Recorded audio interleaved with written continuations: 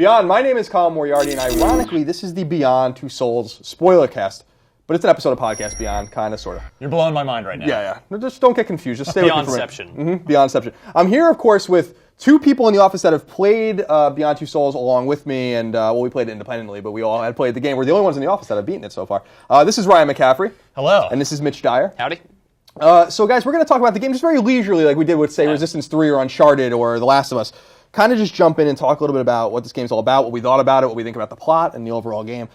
So, Ryan, I guess I'll start with you, because we'll just kind of think about the big picture first, which is, what do we think about the game as a whole? What do we think about the experience? It's funny, the few people that have asked, friends that have told me, because we were fortunate enough to get to play it before it came out, and I don't like the game. I don't hate the game, but I think I think the story is a mess. I think some of the character development is awful. Some of the plot twists are extremely generic and predictable, and yet I got to the end of the game and was very happy to have played it. And actually, I recommend that anybody play this game, which completely goes against. You have to divorce it from the fact that we gave it a 6. The game is just okay, but at the same time, it is memorable and it is something I really do recommend anybody play, because it's extremely different from anything out there. And I was so excited coming into this game because Heavy Rain is my favorite PlayStation 3 game. I love Heavy Rain, but this did not do the same for me at all. What do you think, Mitch? I'm much in the same way. I feel it does have a lot of problems, but I kind of had the opposite response to Beyond as I did with Heavy Rain, where when I played Heavy Rain, I really, really enjoyed playing it. I enjoyed the moment-to-moment stuff. I enjoyed the interactions between the characters and the gameplay itself. But the farther I got from it, the more I thought, no, I'm not really into this. And now I'm far enough from it where I just flat out do not like Heavy Rain. Here, I have the opposite response in that the moment-to-moment stuff in Beyond is sometimes silly, sometimes clunky, sometimes doesn't make sense, is often confusing, and is just generally, a lot of the time, not enjoyable. But overall, I mean, you use the word experience. This is an experience, and it is totally one worth having. One that, by the end of the game, I really did enjoy. Yeah, I'm kind of with you guys in the sense that, I started playing the game. We had played little fractured pieces of it. Ryan and I in particular went to Sony not too long ago to kind of check things out and play one of these chapters. And we very organically got through the chapter Hunted specifically in two different ways. Yeah, very different. Which I thought was pretty cool. But I too love Heavy Rain, and I loved Heavy Rain because, and I love it still. I loved it then, and I love it now because it was a very focused story about one thing and one thing only, and how you got there kind of in an almost sequential way with very meaningful choices that seemed to really affect the way the game, the outcome of the game. And with Beyond Two Souls, I felt like I wasn't really affecting the story in the way that I wanted to, and that the story was so antithetical to what I thought David Cage was going to be able to do with this game, which was to tell something really even more cohesive and meaningful than Heavy Rain. And instead we went from a story about a father losing his son, or possibly losing his son, to a story about a girl with a ghost companion that is working part for of the CIA. And it's just kind of silly. Like, I think that there's some cool character development sometimes, but I think it's a very scattered game. You mentioned consequence, Colin, and how it very much existed in Heavy Rain, and it was always it was just this fog cloud that you were just trapped in, where at any point a choice you made could have fatal, permanent, game-altering consequences. And in Beyond, you come to understand very quickly that, I actually, one little tiny gripe I had was you can't adjust the brightness of the game. So on my plasma, it was super dark. So during some of those, fight scenes where you had to just press a direction on the thumbstick, I just couldn't see it, and I would not make the correct choice, and so I'd get slashed with a knife or something. And I would suffer in the fights. But I came to quickly find out that it didn't matter, because Aiden was just going to bail me out anyway by either choking the guy, or somehow I was going to get out of that battle unscathed. There was no way that there was going to be a permanent consequence, and that affected my enjoyment of the game quite a lot. What do you think, Mitch? I mean, do you think that there's kind of a scattered feeling of not really affecting the ultimate outcome? Yes and no, because, I mean, it's funny because the last chapter of the game is called Prologue, because it's the first thing you experience. It is the end of Jodie's story, and the rest of it is her recalling how she got there. And it's just step by step, these moments in her mind about, like, well, how did I get here? Who was I? Where did I come from? That kind of thing. And it's funny, like Ryan mentioned the stuff where you can fail these QuickTime events and you can get cut or you can get hurt, and it doesn't have any long-lasting effect. But I actually really liked that if I made a mistake, it had an effect on Jodie, who was somebody I really did care about from start to finish. And my kind of emotional reaction to what happened, I felt like was the game. That was the story. That was my story. It was, I failed here, and this was the consequence, and then we moved on and got past it. You adapt, you progress, and Jodie's larger story is deeply confusing in that it's not really about anything. You mentioned that Heavy Rain is about one thing, and I feel like to some degree Beyond is as well. It's about Jodie. But in that respect, it doesn't necessarily go anywhere. Yeah. There's no anchor for her story. There's no, like, by the end of it, it's, right, like another country has access to this nebulous infraworld, other dimension, and that's a big problem, and you can latch onto that. But leading up to that moment, it's just like pieces of her life and her suffering through them. Navajo drags on far too long. That mission's probably about an hour far too long. And it's just by the end like, oh, Jodie's supposed to have learned something important about herself that sets her on her way, but I didn't even, maybe I'm just dumb, but I didn't really get, I mean, I get it from a top level, but it didn't really clearly communicate to me how Jodie had changed. Showers are spooky was the lesson you learned. Yeah, there's a sort of weirdness, I think, from the very beginning of the game when, you know, I guess I go back and I think about, you know, because the game is told non-sequentially or whatever, that I go back and think about the scenes with Jodie as a kid, and I feel like the scenes with her specifically as a child are, I think, the most poignant scenes in the whole game. Yes, I agree. My favorite scene in the entire game is your mother tells you, you know, stop messing around. It's like Christmas time. Go find something to do. And the things that Jodie does. Snowballs. Well, even before that, the snowball stuff was great, right? Because she gets her coat on and the way she says, like, I'm going is just so depressing and sad. But it's indicative of, like, a larger problem in this girl's life, that she is suffering from, like, a profound case of, like, a mental illness, probably depression, and that the things she goes to do to kill time and get away from, like, the ghost stuff that is spooking her out the whole time is to go in front of a mirror and make faces to herself or wander around her room and play with her stuffed animal. It's these really mundane things that are, if you know anything about depression, like, they're really sad things that you would do to escape whatever else is going on in your life. On that note, by the way, I know this is a spoiler cast, so it's probably too late for most people, but if by some chance you're early in the game and yet you're spoiling this for yourself anyway, don't look in the mirror!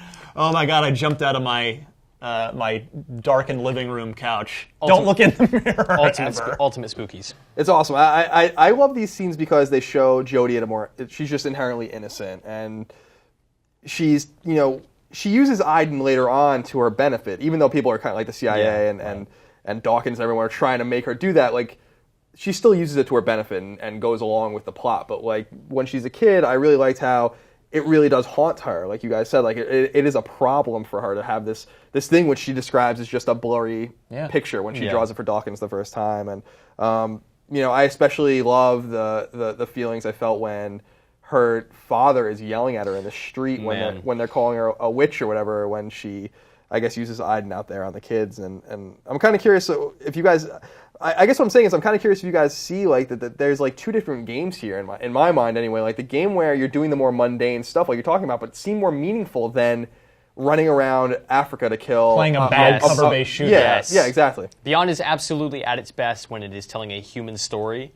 And sometimes the stuff with Aiden, the ghost, the supernatural, the poltergeisty things really do affect that, because what you have is Jodie suffering through life because of this kind of handicap. Like, yes, it's beneficial to her, but it's also, it's like it's the gift and the curse thing, right? Yeah. It is negatively affecting her because people are treating her differently or something. But it's the grounded moments that are great and the action sequences that are mostly terrible. Yeah, I agree that from the very beginning when you learn how to use her in the cover-based stuff and with the CIA and you're learning how to fight and all these things, it's very cumbersome to use these controls and not quite clear, especially to me, maybe to others it is, like you're supposed to react to the movement of the person going in or out, you know, but like sometimes you're blocking, so you're pushing towards them, but sometimes you're parrying, so like you're, and like so that whole didn't make any sense, and I felt like every time I got into one of those situations, which always happened as an adult, I always wanted to go back to something like The Party or to, you know, the first interview or, you know, those chapters that are really My Imaginary Friend, all these awesome chapters that are more about the story and more about her in a very subtle way, but like it turned almost into a video game, which I didn't expect. You know, we say that almost as like a pejorative, but like it it did. It turned into a game. Well, should we dive in? Should we talk about the party? Sure, That's yeah, one of the earliest. Of course. I mean, I'd be curious now, Mitch. You and I took that very differently. We did. I went for full up revenge. Screw these kids. But it's interesting. You and I were talking just this morning. You saw it from a different perspective. I did. Yeah. Not only because you chose to leave, and your reason for doing so was just, and you'll tell in a second. But for me, those kids had treated me poorly. First of all, before it turns into Carrie, a bad version of Carrie, I thought it was kind of dumb that you're sort of friending up with these kids a little bit, particularly the boy that you show a little interest in, share a kiss with. And then 2 seconds later, on a dime, they're all like, "She's a witch, she's a monster, and they just suddenly become the biggest a-holes around. And so I kind of felt like David Cage wanted me to take revenge on them, but beyond that, I thought, well, Jodie is terrified. Yeah. But as Aiden, I am choosing to play her very jealous protector. So as Aiden, I am going to torment these little children, these teenagers. And while I was doing so, Jodie was like, stop, don't, that's enough. So, but you went at that a totally different way. Yeah, I mean, the way I approached that party, and the party is probably my favorite scene in the entire game. Of all the vignettes, it's the one that I felt the most connected to Jodie, because she arrives at this party she does not want to be at. And when you get there, you just have to exist in this party. This party is just happening around you, and you have to just deal with it. These people are terrible, these girls are catty, the guys are weird, they were drinking, they're smoking weed, you don't necessarily want to do that, they're pressuring you into it, and it's a bunch of stuff that, Jodie's probably 13 in this scene, at a party with a bunch of kids that are obviously older, and she is uncomfortable. So when the boy sits down, I can't remember his name, but the younger boy who starts hitting on her, I was like, well, I've been 16, I know how this goes, and I acted very guarded, like, don't talk to me, I don't want to talk to you, I'm lying to you about where I'm from, don't know anything about me. But over the course of that conversation, I naturally found myself opening up to him and warming up to him and eventually having a normal conversation, which I felt was really fascinating and just is indicative of Beyond's ability to kind of, specifically David Cage's ability to get performances out of his actors and direct a scene very well. And what that ended up doing was kind of humanizing this one character. He was the anchor for that scene.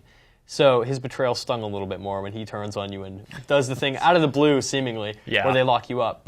And they're burning you with cigarettes. Right, man, What? Yeah. What? It got a little crazy because I agree. This is one of the great scenes I think in the game, and super indicative, I think, too, of not only of his ability to write and get performances from actors, but also, like you alluded to, make decisions that you might not want to make, or that you're making decisions that don't quite lead where you think they're going to go. Because in this specific scene, I think I played it more like Ryan did, where I was very friendly to that guy, and I ended up dancing with him and kissing him.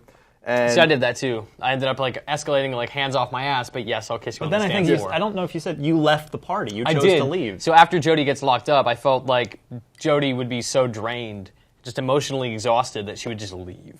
She's not... My Jodie, the kind of Jodie that I played, was never somebody who killed somebody out of malice. I never once killed someone in cold blood, or even out of, as we saw later in the game with her mother, they give you the option to euthanize her. I couldn't do it. I couldn't kill her father, stepfather, adoptive father, whatever. I never did any of that. Oh my God, I choked him out. So did you? So you are a monster. So Aiden is, not Jodie. That's the thing. You're role-playing as Aiden, for sure. Yes. I can hear the vengeance in your voice. The funny thing is that I would have done that, and I would have wanted to do that if I realized earlier that was an option. Because when I saw, I was just kind of looking around the room, because that particular scene when her dad's they're saying goodbye and her dad's rushing the mom away or whatever. Yeah. It's a long scene. You kind of dawdle around. Yeah, and then I saw the orange things or the red things around his neck, and then it cut to the next scene. I was like, oh, it's too late. But yeah, I think, I don't know, I agree. The party is almost the seminal scene in the game as far as character development is concerned for me, and that I loved that I was trying to do the right things to make myself more comfortable with where this was going with Jodie, in terms of I'm sick of feeling bad for her all the time, and my phone keeps ringing, and I want to I blown up over there. Yeah, it's my birthday. Happy birthday. Thank you. So I'm getting an unusual amount of calls. So I wanted to kind of make things easier on me as the person who's playing as her, but also as the person that's watching this all go down and feeling bad for her constantly. I'm going to make her normal, and she's going to. But then she gives the gift, which is a rare book of poems to the girl. She hates it, she's trying to drink beer and smoke weed to kind of be with them, but they're not accepting her. And then, so I was with Ryan at that point. I was like, you know what, fuck this. I'm burning this house to the ground. And I love how Nathan just rolls up and he's like, let's go. The way you guys are discussing this, I want to know, with the decisions you made throughout, and this might have changed, but generally, did you make decisions based on how you thought Jody would, or how you thought it would make Jody feel better, or did you decide based on how you as a player might benefit? For me, it was a little bit of both. It reminded me of Mass Effect in a way where I like to play the Paragon, like the good guy, because that's just the way I want to play. Like, that's the way I go through my life. I'm not going to be like a renegade. And the statistics for those kinds of games play out that most people want to play good, whether they're playing Infamous or Mass Effect or something like that, or even Fallout. I tried to make those decisions because they made me more comfortable, but those specific decisions where I was trying to make things easier on Jodie as the character, as the protagonist, were why I was making some of these decisions too, to make her life better. Because like I was observing this chaos that would erupt around her no matter what she did, and it never seemed to work. And that's kind of what I like most about the game, is David Cage kind of plays with you a little bit like that. Yeah. And so that was the way I approached it. I don't know if Ryan approached it the same way. I actually, I was full renegade in Mass Effect, full dark side in Knights of the Old Republic. You're very rare. And you know what? Because it's rare that a game rewards you for those, for being bad. And I sort of, video games are escapist. I can't do this stuff in real life without significant consequences. Plus, my moral compass prevents it anyway. So, but in a game, like, okay, yeah, let's see how bad I can be and still accomplish my objective. So, for me, yeah, it was Aiden was positioned as this, kind of malicious, overly protective, of course, twin brother, as we would learn at the end of the game. And so, and I went right with that. And so I did tons of terrible things with Aiden. Did you mess up her date night? No, actually, I did try to get some action going, but he ended up, I forget what exactly happened to me, but he ended up, he sat down, got the wine poured, and he was out the door in 2 minutes. Really? But I did play Jodie, to the point of Aiden was put forward as what I said, but whereas Jodie, I believed her as the character she was presented as early on, which was a sympathetic, innocent, tormented person. Yeah. And so I was a nice person as Jodie, but as Aiden, that was where I got to flip on the dark side switch. Yeah, this is a rare instance of a game where I actually feel empathy for a character as opposed to just sympathy, where I'm like, oh, I feel bad for you, so I'm going to do a thing that'll benefit us in the long run as players and people involved in the video game. But here, there were things that, I found myself, Jodie holding a knife up to her wrist and starting to cut herself. I was like, well, this is the thing you want to do. These are the feelings you feel, so I kind of reciprocate that and play along with that. And there were 3 points where you could try to commit suicide. Did either of you take Never any of those opportunities? The knife one was the one I tried to take. Knife. Yeah, the knife, which I feel like, she was cutting herself. I don't think that the intent there was actual suicide so much as just, feeling something or whatever. But I did not jump and I did not pull the trigger. I tried to jump off the building, and he just catches her and stands her back up. Yeah, I stood there for a while, and I'm like, I'm not gonna do it. I was like, I wonder if the game will end, because Heavy Rain had conditioned me that maybe this game could end here. Yeah, Heavy Rain had real feelings of immediate consequence. Yeah. Maybe the consequence is buried deeper in Beyond Two Souls. In fact, I suspect it is, in the sense that the script is 2,000 pages long, so there's a lot of nuance and gray area there. But I agree with you. It was one of those things where I wanted to do it knowing that there wasn't going to be any consequences. If Heavy Rain provided something like specific like that, or just kill yourself, you would do it and you would expect that your character would actually die. So that was the major difference between the game. I'm curious what you guys think about an early chapter in the game that I really liked too, called The Experiment, which was when you play as young Jodie, and you're doing the card experiments and stuff, and the woman's in the other room. Yeah. I'm kind of curious how you guys played that, because you can mess with Dawkins and Cole, as far as I understand, to do everything wrong. Or you can kind of use Aiden to go into the other room and see what the woman's looking at. So did you guys play that by the book, or did you guys? I played ball. I thought about going the other way and kind of indicating that I don't know powers. I picked the wrong card. Whoops. But yeah, I played ball completely. I played along with The Experiment, did it right every time, and saw where that went. I did it right as well, but I pushed again the mischievous nature of Aiden to its furthest extent, nearly killing the poor volunteer woman. Yeah, the woman was. She was cowering. She'd been choked and was cowering, weeping in the corner by the time I was done with it. Yeah, that's the way I played it as well. See, I didn't try to do that. I did in that mission because it was so early, right? This is one of the first levels, and you're learning how to use Aiden's powers, and it teaches you that you can break stuff or open stuff or possess people or whatever. But for the rest of the game, Aiden is always positioned as this powerful, almost antagonistic force in Jodie's life that is kind of causing a mess, and I never really played him that way. I never wanted him to negatively affect her, and I don't know if that maybe went against the idea of what that character was supposed to be, but the option was there, so... So that reminds me, we were talking about, which is the dinner, which is like almost towards the end of the game. That's when Aiden can be really antagonistic, and you can ruin everything for Jodie with Eric Winter's character, Ryan Clayton, who's the CIA agent. And we discussed this scene a little bit earlier, but let's go more in depth into that scene in particular, because like some of the other earlier Jodie scenes when she's a kid, this is a scene that really expands on her as a character and felt mundane in the sense that it felt like a Heavy Rain scene where like you're cleaning up, but I like throwing out the pizza boxes, getting and you keep running, showering, changing, you run into the kitchen and keep looking at the clock Yep. and all these things, and Aiden screws with you a little bit and like locks you out of the apartment. That cooking a meal. Like I'm wondering what I never even got food made. I was going to order pizza and never even ordered pizza. Wow. I cooked dinner. No wonder you left. Yeah, I cooked Asian beef, I think was what was the dish I I got that cooked. chicken curry. Loved it. So what do you guys think of that scene in particular? And that because that kind of broaches on. That's a long scene that lets you do whatever you want for a long period of time, and it's also a scene that can get really intimate with Jodie and Ryan Clayton. So how'd you play? I really liked that scene a lot. I was very on top of everything, cleaning up everything as fast as I could, getting in the shower, getting the right clothes, painting over whether or not I was going to dress sexy or elegant. And eventually, I mean, the meal went over well, and I tried to seduce Ryan, and I thought the scene was really great up until the point that Jodie brings him to the bedroom. I don't know if either of you got this far, but Never made it that far. the scene ends really abruptly and strangely. Did the same thing happen to you where Jodie has a mental breakdown? Yeah, like they're making out on the bed or whatever, and then she like freaks out. That's she what happened to me. has the reaction almost like it's a rape trigger. Like she has suddenly just been like, I can't do this. This is negatively affecting me. I feel awful about having done this, and please leave. And Ryan leaves. And there's no real explanation for it, and I don't really understand why it happened. It's just a strange, bizarre, abrupt ending to a really good scene. I'm wondering if it has anything to do with a chapter that's earlier in the game, like Other Girls, when she goes to the bar. Because it seems like she's almost sexually assaulted at the bar. And that's the only thing I can think of that is related to that. So that might be because you can play Like Other Girls without ever going to the bar. Wow.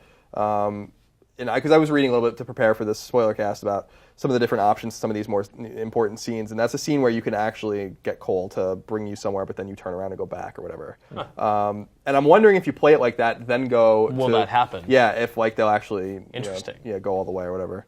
But I love that mission just because it just felt. There was like a sense of imminence with it where Aiden's screwing with you. He puts all the chairs on top of the table. That was the best moment in the chapter by far. And yeah, was that where he writes in the fog and then No, that was really good too. Was that another part of the game? No, that was later. After you shower, you hop out and you say, Aiden writes, you don't need him, you have me. Yeah. And she just stares at it and is just kind of bummed out. Oh, that was powerful. And that's weird too, because that's almost. We'll talk about the ending in a little bit, but that specific thing was almost like a Star Wars New Hope moment where it's like this is actually your brother talking to you, like in an almost. Not sexualized, but almost like significant other sort of way. When actually it's very possessive. Yeah, but yeah, I thought that was one of the more memorable scenes in the game. Yeah, for sure. Another scene that I like that we saw a lot of, and I think we saw a lot of. We played it before the game came out. We saw was Hunted. This is earlier on in the game. This is when Jodie's kind of on the run. You're on the train, then you're running through the woods, then you're maybe in the town or not, depending on how you play it. This was the mission that actually gave the game more promise to me before it came out, where I was like, this melds the more action-oriented aspects of Beyond Two Souls with the storytelling aspects, which is clearly why they showed this scene so many times. And I'm wondering how you guys played through that scene and also like what you thought about it. Because that was another scene where it kind of organically happened in the beginning, at least when they board the train. You can kind of screw with people around the train with knock the magazine out of their hands or knock the water bottle out. But ultimately you have to get away from the cops. So how did you guys play this scene? I ended up, I decided to recreate exactly what we did on video just because that was how I'd done it the first time. And I was like, well, I kind of want to make this experience as pure as possible, even though I know how it can go now. And so I went ahead and I failed the motorcycle escape sequence and got captured, and in the SWAT van, pulled a gun and shot the driver, and then she marches off into the darkness. Totally different than what happened to me. I mean, I busted through there.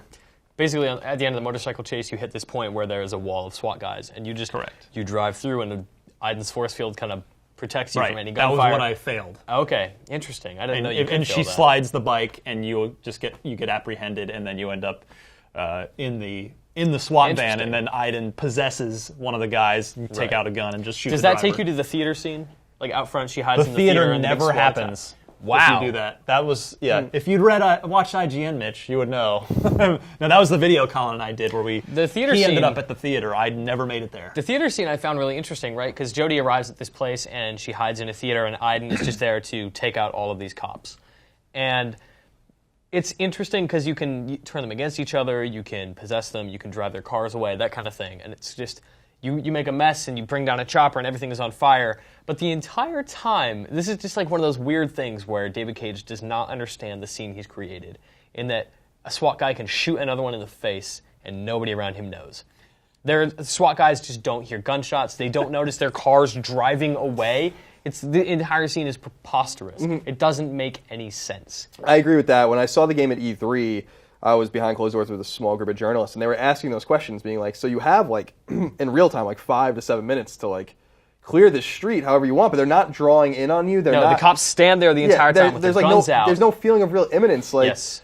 And none of them are realizing, like, none of them realize that she has, like, this special power where she can possess or just kill anyone. Yeah. It just goes back to what the underlying thing we've been saying the whole time about compared to Heavy Rain, there is not that real sense of consequence in this game. Yeah, I absolutely agree. And that scene, to me specifically, it was fun. I like that scene, especially on the train. The combat's good. It's fluid. It was a great escape. And yeah, like the running through the woods is really fun. The scene is just beautiful from top to bottom. But then it gets so gamey, and it gets gamey in a way that Quantic Dream doesn't seem able to kind of deal with, which is you can have this super realistic kind of game about choice and consequence, but at the end of the day, you're not able to possess everyone for some reason. You're not able to screw with everyone for some reason. Like there's certain people that you can possess kill, him, but not him. You can only possess him, but you can kill him instantly. And you can't mess with him at all. Like there's no explanation. Give me something like this guy's got certain energy about him, where give me some sort of fictional justification. Yeah, for what's going on here. Unless I miss it, there's nothing like that where it's like this guy's very strong mentally or whatever, and you can't possess him. Because that was one of the things that really bothered me was it was the same thing when you control Aiden, like where sometimes you can get Aiden super far away from Jodie. Like really far away from her. It's like during the embassy scene, which is like a totally weird scene. Yep. Where you're kind of just introduced to her as a CIA agent, she's stealing information or whatever, and she's in a beautiful dress and all that kind of stuff, and it's very different than you see her in other parts of the game. But Aiden can go like floors away from her and across the entire complex. But then there are times where like Aiden can't even leave the room she's in. Like there are times when you can go through any window or door, and there are times where you can't. It's just like super inconsistent. The only time the game ever really deals with it is like later on in Dragon's Hideout which is at the end when like Aiden is trapped from like entering, like continuing with her. And that's the first time towards the very end of the game, both in terms of presentation and in terms of her storyline, that they deal with that specific problem. Yeah, that's the only time there's ever consistency in that, we have a force field, and I understand, yes, I've got it. But the rest of the time, I'm totally with you. I didn't understand the rules of the Ghost. I didn't understand the rules of the world, any of that stuff. That specific stuff like where it got gamey was what really bothered me because, there's that scene too. Welcome to the CIA is one of those scenes where it's like you're learning how to fight. And is that just a montage? Yeah, it's Rocky montage. I need a montage. And then there's the the scene in Africa where I just didn't like this part of the game at all, where it was very cover based, but it didn't seem like there were any consequences. Like I felt like I was just running. Like oh no, you could just hop out of cover and run straight, and if you were about to get discovered, she would tuck away into cover, and there was no fail state. And that seemed to be like a way for them to say like our controls aren't tight enough to deal with this section properly. But why put the section in at all if there was no consequence? Like it just seemed like there was I wanted things to happen. This was the main underlying thing that I took away from Beyond. Like the whole experience itself was, and I explained this to Ryan last week, in Heavy Rain, there were things you wanted to do, and it was hard to do. Like you saw something in the distance, you knew you wanted to achieve this thing, but you had to do complex button holds and make sure things were like very specific. And sometimes you failed, and you were like looking at the screen, you're like, shit, and the game's saving, and it's too late. Yeah. But like in this game, like whenever I wanted to do something, I could do it. And that's one of the things that really bothered me. It wasn't about playing the game; it was about willing the game to go where you wanted it to go because there was no failing. I agree that Heavy Rain was criticized in points for overly complicated controls, but I think that played into exactly your point, to the point of the game. Whereas here, it was almost too simplified. It was generally just left, right, up, down, or pull apart, or push together. And I remember, you're exactly right. And in Heavy Rain, especially if you played it on the hardest difficulty, there were things that were super complicated to do on the controller. Like, and I know that sounds weird, but when you're holding a DualShock controller and you're holding down like all 4 trigger buttons and 3 face buttons and like pressing up, like and you have to hold it like that and like do like the game was so complicated, and I liked that because I couldn't always get what I wanted. The story was unexpected in the way that they were going to throw something crazy at me and I might not be able to do it, and it's just going to go in another tangent that I didn't expect it. Speaking of the story being unexpected, very much not unexpected, the turn as we move towards the end of the game of Nathan Dawkins. Nathan's cheesy, completely cliched, predictable turn towards the insane semi-bad guy state. Like, come on. Yeah, that was annoying because I expected I knew something was going to happen with him, right? Like, you knew something was going to happen with him, and what I thought was going to happen was when you finally see him like around the Nora Gray chapter towards the end, like where he's like becoming like a bigwig at DPA or whatever. Yeah. And I thought like the power was getting to his head, and he was going to ask her to do like screwed up stuff on like their behalf, but that never really happened. Per se, like what ended up happening was he like went just like off the deep end on his own about his family, which is cool, and they only tie that in at the very end. So like you don't get time to, because you don't find out that his family even died until very late in the game. About 2/3 or so of the way through. So you don't get to marinate on it at all. Like like once you find that out, you're like, that is now the plot point about what's going to happen to Dawkins, and that was to me really disappointing. Like that turned into, I agree, that turned into such a corny mess. When Jody either connects with someone or someone gets possessed, their eyes roll into the back of your head. Well, it's fitting that's because that's exactly where my eyes were towards the end of the game with him. And the whole time, his family that he's built this ghost trap for is they're clearly like tormented, and he's like, no, they love me. Look, they're fine. And then what's worse is we understand there's death, and then you go to the other side, and so finally, of course, in the machine, he blows his own brains out, and then 2 seconds later, he is stoked, he is happy, and he's with his family again. Like, why didn't you just put a gun in your mouth 10 He's also years like, ago? he's more level-headed, but he's like, okay, Jody, you've got to go fix this. And you're like, come on, dude. That's all. Come on. Yeah, that's the point of the game where I started, even though I really liked the ending itself, like the long ending I thought was great, and we all probably got different things in that.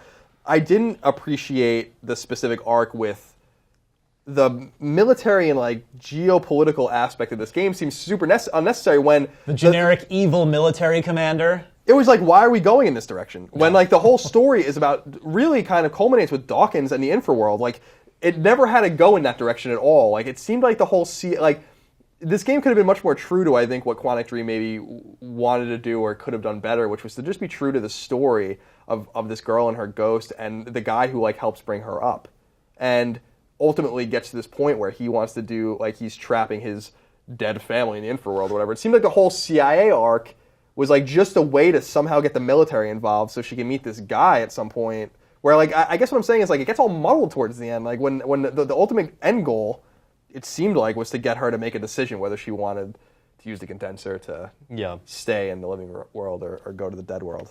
I didn't quite understand that arc at all.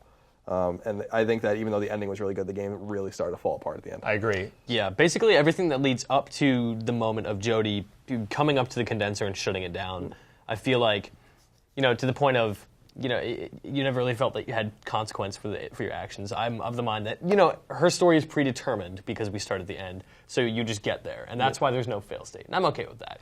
But the moment you lead into Black Sun, which is the chapter where you shut everything down, it's nonsense. It's complete gibberish. It doesn't make any sense. Nothing anybody does makes any sense. The reason things are happening doesn't make any sense. Consider this my resignation. You just punched the head of the Pentagon, dude. I know, it's like, I don't know, that stuff's weird. So before we talk about the ending, there were a few more chapters that I wanted to just touch on that I thought were interesting. One of them was Homeless. Which probably is my favorite one in the entire game. It's a long chapter. Yeah, it is. We meet some interesting characters. So how did you guys play this? What did you guys think about this particular I chapter? was very sympathetic towards. I thought it was beautifully handled and really, at the very least, stops and makes you think about people that are really living in this situation. You and walk and by that how, couple who are like, do we get subs tonight or burgers? I don't know. This is really hard. Yeah, I mean, I thought, boy, I've forgotten his name. Who's your main guy that you're interacting The hobo with? guy? Yeah. Oh, man. I Now can't I'm drawing a remember. blank, too. Yeah, I can't remember. Shoot! Well, I never wrote it down. Name aside, I actually thought he was a wonderful character. He was great. Who was very. I thought it was a very grounded character who wasn't just there was nothing stereotypical about him, about his performance or about his personality. He was. You mean like the drunk and the drug addict? Yeah, I mean he was a real guy who'd been dealt a real, genuine bad hand who was trying to make the most of the situation he'd been dealt, and I bought his, I never once thought that, he's just helping Jodie because he's hoping to have sex with her or anything Right. like that. I thought he was fantastic. Yeah, I like that too. And yeah, the other characters were. Was that girl Tuesday? I think was her. Tuesday was her Was interesting, but fake name. yeah, the other guys were kind of just the archetypical, Look, they're Drug homeless and addict and suffering. drunk, yeah. How did you guys play the scene to get money, in particular? So there were so many things in that scene that I didn't even know could happen when I found out afterward, like you can sit on the street and play a guitar, which I That's what I did. had no idea where that was. But I wandered around for a long time trying to figure out, can I talk to these people? And you walk around and nobody wants to talk to you, so you can't. So I did a lap around the entire street before finding out that I could sit there, draw a sign, and then just wait and try to collect money. Well, did you also? I found the compost bin and tried to eat the old pizza. Did you do that? Didn't find that. Did you do No. that? There's a compost bin with like several slices of pizza, but it's clearly pretty old. And it was just a brilliant moment in that she tries to eat it, but it's just not only does it obviously taste horrible, and who knows how long it's been there, but it's just everything in that scene, in that moment, sort of everything about her situation. She right then and there realizes, just like, oh my God. washes over her, and then she just can't, and she just stops. She puts the pizza down and just weeps before eventually getting up and moving on to the point Yeah. where I found the other homeless guy with the guitar and talked nicely with him and Yeah. ended up playing his guitar and making a bunch of money that way. There were two really interesting things that I came across that I declined both. One is you can run into a guy outside of a burger shop who propositions you for sex behind the. I did behind that. I said no. So what happens if you go behind the shop? She has a change of heart, and of course, I thought this was actually a terrible scene because there are a few points in the game where Jodie is about to get sexually assaulted, and then it's just it's very, I don't know. I thought each time it was, even in the bar, it was badly handled. David Cage is really good about that. It was like right? every guy just wants to F you, and Yeah. it would not beyond that just sexually assault you to get there. David Cage is really good about presenting heavy content to make you think like, whoa, this is heavy, and then he backs down. Yeah, all the time. So Jodie changes her mind, and he's like, I don't think so, and then Aiden has to just chokes him out, and of course he wants you to take great pleasure in hurting that guy. Yeah. Right. The other one is that you can go to an ATM and Aiden can knock money out of it, and Jodie will say, I'm not a thief. So I thought, okay, she's not a thief, I'm not going to take the money. And then moments later, she breaks into a supermarket. I took the money from the ATM. So does that get you like a badass meal? How does that go down? So they go to the guy goes to the supermarket with like the money because he has like $1 and she has like $5 or Yeah, something. yeah.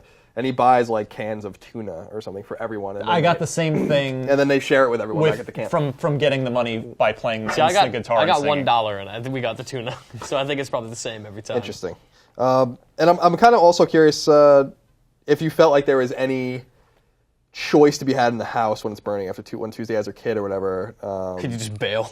Because I tried. I mean, I didn't try to bail, but like when I knew like there was a guy on the first floor, one of the homeless guys, Yeah. but like she was on the second floor, and I tried to go up first to get her because she has the baby, but then they made me go back downstairs to like free the. And that's when I felt a little stymied. That sucks. But I mean, they're all intrinsically tied to the ending if you choose Zoe. Interesting. And then the Navajo scene. We talked about this a little bit. There was something cool about this scene where this could have been its own game. Like this felt like a short story by Ray Bradbury Yes, or something. yeah. Like it was beautiful. I love the scene leading up to it when she's on the street and you're trying to like, get a truck to stop to pick you up, whatever. Then The mystery of it when they're boarding up the windows and you're like, what is going on? Yeah, like that felt like it could have been its own thing. Yeah. Like that, but it did drag on, and I didn't quite understand, like you were saying before, Ryan, like what does this mean at the end of the day? Like, I think it's the longest scene in the game. And I think if you cut that entire scene out of the game, it doesn't change anything about the game. I completely agree, yeah. Jodie doesn't learn anything or change necessarily in meaningful ways after that scene. She just kind of moves on and then can return for no reason. I don't know why you would ever pick Jay at the end. Let's go back to rural Arizona. It seemed like, David Cage, talented dude, likes sending his stuff in the United States, and it seemed like he wanted to touch the Southwest in some way.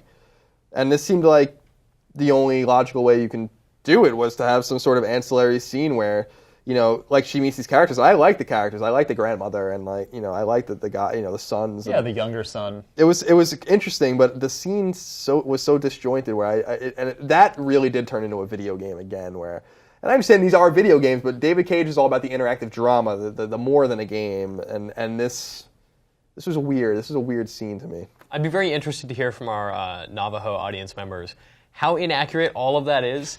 Because David Cage does some things, like a quick Google search of a Navajo funeral reveals that is nonsense. Like the scene that happens there is not at all what a Navajo funeral is, to the best of my knowledge. Oh, and that was also a part of, like, throughout the game I had a few navigation issues where there was camera cuts or that you was walked one, in circles. Yep, that was one where in that final scene where there's a spirit that shows up and as you're in the Death Canyon, and I walked around. I'm like, I don't know how to go investigate that. So finally, I was just like, all right, I'm out of here. The final scene I want to talk about is Nora Gray. Before we talk about the ending, Yep. This is when you sneak into the hospital to see Jodie's real birth mom, whatever. Yep. Mitch, you were saying that you didn't kill her. I actually did euthanize her. You're a cold bastard. But one of the interesting things I was curious about was, did you guys knock out the cameras as you were going down the hallway? Because I did that. I'm not sure if it did anything. I took out every camera and felt like, because I thought, surely if I didn't, it would make my escape harder. But nope, no apparent effect whatsoever. No, I on the absolutely outcome of the did game. not touch the cameras. It had no consequence at all. I liked that scene. I thought it was deep and emotional. Yeah. But a little confusing again. See, I think it all comes back to the presentation. I often wonder, and I almost want to, people on YouTube will do it. I almost want to see the game in order sequentially to see if some of these things make more sense, because there are just certain things that happen that would have been more significant in this non-sequential order if they told you about it earlier in the game. Right. And I feel like this is another one of those gut punches that happens too late for you to really marinate on the significance of it. I don't. That was the thing I took away from that Nora Gray chapter was like, why are you telling me this an hour and a half before the end of the game? It doesn't make any sense to me. Like, this seems to be a pretty significant arc. Yeah. And you spend so much time with her adopted parents or whatever that you don't really quite understand the gravity of the situation until the end, and you're almost an hour or two away from it at that point. So the ending. Great ending. I like the ending a lot. Lousy story. I like the ending a lot. I thought the ending was good. I like that it was semi-interactive in many ways. Yeah. I thought a lot about my ending decisions, which says a lot for the quality of the ending and how it was constructed and how it was presented. So what did you do? I chose life while thinking very carefully about it. Like, boy, sweet release of death. But I just, I kind of think most players will choose life because it's the optimism of, okay, now that maybe we've resolved this, what will her life be like now? Will her life be better? And that was my train of thought with it. But then I will say, even though I love the ending, I loved all the endings except the last one. I thought there were a couple too many endings on the game because it was like, okay, here's her, she's starting to forget, so she's writing everything down, and she's dealing with the separation from Aiden, and okay, all right, game over. Like, okay, no, we're on the beach with Ryan now because I ended up choosing him, even though I didn't like any of the choices. They were all terrible. I didn't care for anyone. All right, I told Ryan no after I tried to get with him. Then after he screwed me with the CIA job, I told him to go to hell. And then after the Arctic mission, and he's sitting there like, I love you, do you love me? And I was like, nope, sorry. But then later, he sort of pours his heart out, and I was like, okay, I'll give you another chance. Let's try to make this work. So I ended up choosing him at the end. But then it's like, okay, we're on the beach, and a seashell or Like whatever. a coconut A rolls coconut up. rolls up. And then Hayden writes on the sand. I was like, okay, that's cool. It's like, all right, that's a cool one. I'm good with that ending. And then, now it's Terminator 3. Dun, Yeah. dun, dun, dun, dun. You're Sarah Connor now in the post-apocalyptic infra world. That Like, part, What? the very end of it, like the last scene, the last few lines, ugh. Get out of here, David Cage. I don't want to play your action sequel to this game. Yeah, did you get a similar? Did you choose life and choose Ryan? And, Yes, yeah. I chose exactly that ending. I did go back and replay and then choose Zoe at the end, which, you go back and the homeless people are all living in a unit together and they're raising the baby. And the only thing that really changes is that when Jodie goes up to look over the burning city, she's there with a 16-year-old or so Zoe. Ah, okay. And it's like, I brought this girl up to be a badass, and we're going to So fight it's like together. Terminator: The Sarah Connor Yes. Chronicles, the TV show at Yes. that point. Yeah, it's weird. I didn't choose. I chose the same thing too. The one thing I thought was really funny about choosing death was when you looked at the death. It's like the Indian woman in the wheelchair. Yeah. Like that's what's beckoning you. That's what's beckoning you to death. Like that was just weird to me. Where I was like, and then you looked at life, and it's like all the people you like really had real connections with. right. And I was like, that's just a little weird. Clearly, this game did not kill enough of your friends. I want to go back and play it. So real quick, we gave the game a 6.0. Yeah. It's a 72 on Metacritic right now. Oh, I have a bet with Andrew Goldfarb about How high do you think it's going to go? Well, no, he thinks it's going to go under 70 by the end of the month. I told him no. It's I think everybody's people will- already reviewed it. Yeah, people who are not who would review it now are going You're going to owe me In-N-Out Burger, Goldfarb. I think that I really agree with our score. I do too. And I think we all do in the set. And I totally agree with you. On Podcast Beyond last week, we were talking about it a little bit. I wouldn't often recommend you go spend your hard-earned money on a 6.0, but I think this game is worth playing because, I understand completely that some people out there are just going to love it and be enamored with it. Because there are people that were the exact opposite I felt. Oh, yeah, We some felt of about Heavy our Rain. respected industry colleagues gave it much higher reviews, and justifiably so. Yeah, I think it's a game that you have to feel out for yourself. You're going to have your own expectations when you go into it. I think I was expecting something that was going to hit the same chords that Heavy Rain hit, and what this game really reminded me of is that just because a game is different and it's interactive drama doesn't mean it's going to resonate with me. And that's kind of what I took away from it, but I'm glad that I played it. Yeah. And so I really recommend this game to everyone. Like, I really do. Like, the 6.0 I think is super accurate. We wouldn't say, like, go buy a 6.0 every day of the week, but this is a 6.0 I think worth buying because it's truly different. It's not another shooter. It's not another action game or a platformer. Yeah, our reviewer, Lucy, said it was, before you look at the score of this review, know that it was the hardest score I've ever had to assign to a game, because 6 is this, it's okay. It's okay, and you might like it. And Mitch, you and I were talking about something this morning that I think is really relevant for this Spoilercast, and that's, I also recommend it. I know this is getting off into a bit of a high horse topic, but I do recommend buying it to not only to experience it, because I applaud Sony for spending tens of millions of dollars to make a game like this, because I feel like most publishers would have seen the pitch for this game and been like, no way, we are not bankrolling that. And I think, this is an experiment that, maybe didn't go as well as Heavy Rain did, but it's something that I think worked for me. It's great for our hobby. It's great for video games as a medium, and I'm very curious to see how David Cage and Quantic Dream learn from this and adapt from this and move forward with their... I will still be every bit as interested in their next project as I was with this one coming out of Heavy Rain, despite the fact that I mostly didn't like this game. Say what you will about David Cage, but I am deeply appreciative of that guy's balls to just do whatever he wants to do. Yeah, I agree in the sense that a lot of people give him grief about, just go make movies. You want to be a movie director. That's what you want to do. But he doesn't. But that's the thing is I agree. Is first of all, if David Cage wanted to go make movies, he would. He's totally capable of making a movie if he wanted to find investors and bankroll it. But he wants to make interactive drama. He wants to make a game that makes you feel something, and I appreciate that because he's good at it. If this game made me feel things, it just wasn't always positive. But it wasn't the same as sitting down to play a 10-hour shooter campaign and being like, this was a fun, visceral experience. This was more of a thoughtful experience, and I like it. I want him to do more. I want Quantic Dream to do more, and they are. They're making a PlayStation 4 game right now, so we'll see what it is. Hopefully, it is not the sequel that you could draw from that last We're scene. done with. Fortunately, he doesn't do sequels. No, he doesn't, because he told us when we were there. He's like, I could have done Heavy Rain 2, and I didn't. And it's like, yeah, you don't. He could have. Heavy Rain sold millions of copies, and a sequel would have done really well, but he didn't. He likes to do the next thing, and so I expect we'll see the next thing from them on PlayStation 4 probably in 3 3 years. Yeah, something like that. So I guess that's it. We talked quite a bit about Beyond Two Souls. So, Indeed. guys, thank you for joining me. On I will this be adventure. very curious to see what the comments for this article, because everyone has such a different take on this game. I think we're going to have a very, very lively comment discussion here. Yeah, I agree. So, leave your comments below whether you're watching this on IGN or YouTube. Let us know what you think. You can find us all on Twitter as well. The names will appear on the screen right down here. For more on all things PlayStation, you can, of course, listen to Podcast Beyond every Tuesday right here on IGN. You can also find it on iTunes. And we'll, of course, have all things video games on IGN, so come visit every single day. Thank you for joining us. Beyond. Beyond. Beyond.